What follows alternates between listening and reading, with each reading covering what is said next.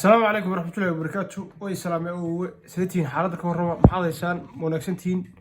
حرجيني أنا تفيعنتين وحنقول جرنا ويجا أفراد أو كرنتين ودتكو يحرسينهين إنك صار جاي أبو أسبوع صوص عضاء بلاد مية ثلاثة ده بري ما يصادم بري أسبوع بلاد مية لكن بري وضعك هو هوليدي صادم بلاد مية وحلاقي يا باي مالها قار مجال هذا الفروع وياي أفرتي أسبوع قدام بي كرنتين كله جري waxyaabo badan ayaa laga arkay oo aan hore u dhici jirin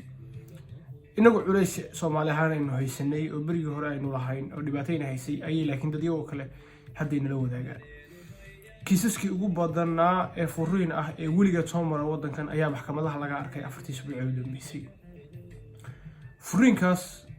dad badan oo xitaa caan ah ayaa kamid ah dadka doonaya inay isfuraan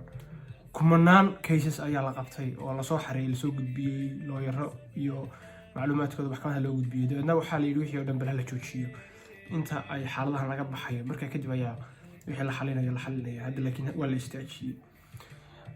يقل يا بيه كتاي أفرت أسبوع كلية أي جريها وذي تشوجين أي واحد صبوقة أي دعين وحلاقي يا باي وحيابك لا أي ساميان أو أي وهليان كرنتينك أو لكن فرينك بدنية لكن حالات أي أساسا هرو ما يدعي شيء إنك لكن community Somali كأهان markaynu Yurub tanimid culisyo badan baynu kala kulanay qurbaha oo furitaankeenu mar kasta uu badnaa dadka isqaba waxa ka badan dadka isfuray ciyaalka aabayaashu iyo hooyooyinkood ay kala maqan yihiin marka hadda ka hor anaga oo dhalinyaro badan ayaan maalin falanqaynay markaas anu waxaan idhi marka hadda xasuustay markan macluumaadka maalmaha arkaynay ayaan ku xasuustay dadka kani bilaa camalka ayaa keenaya inay isfuraan dadku hadii kala mashquulsan yihiin wadankeena markaan joognay rag waa mashquulsanaayeen urtiba shaqo tagi jireen habeenkii iyo iman jireen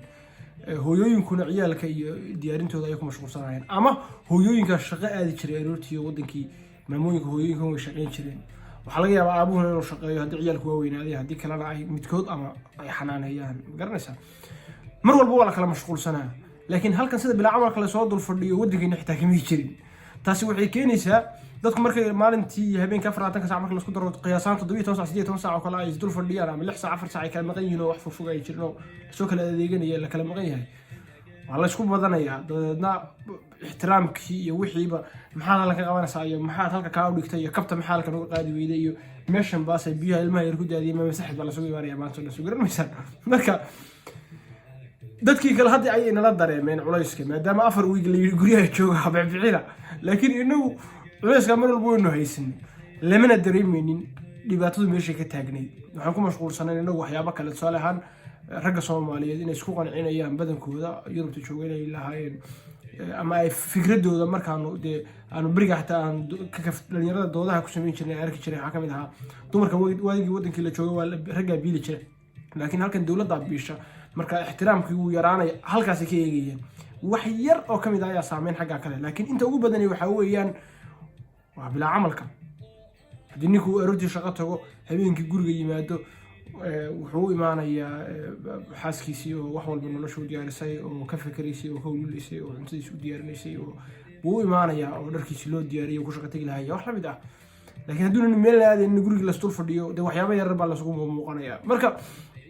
waxa weeyaan dad yow kale hadda inala arkeen oo furitaan waali ah ayaa socda wadanka ka socda marka waxaan rajaynayaa in wax laga barto ugu yaraan oo marka xaaladda ay ka baxneen la soo laabtay nolosheedu ku noqoto ugu yaraan balse in u kala badbaadno inay kala shaqo tagno soo garan maysan intaas ayaan ugu talagalay muuqaalkan maanta ku maatantahay daawashadaada wixii aynu ka faa'iidnaan ka qaadano wixii aynu khaladnana aynu iskaga tagno meel wanaagsan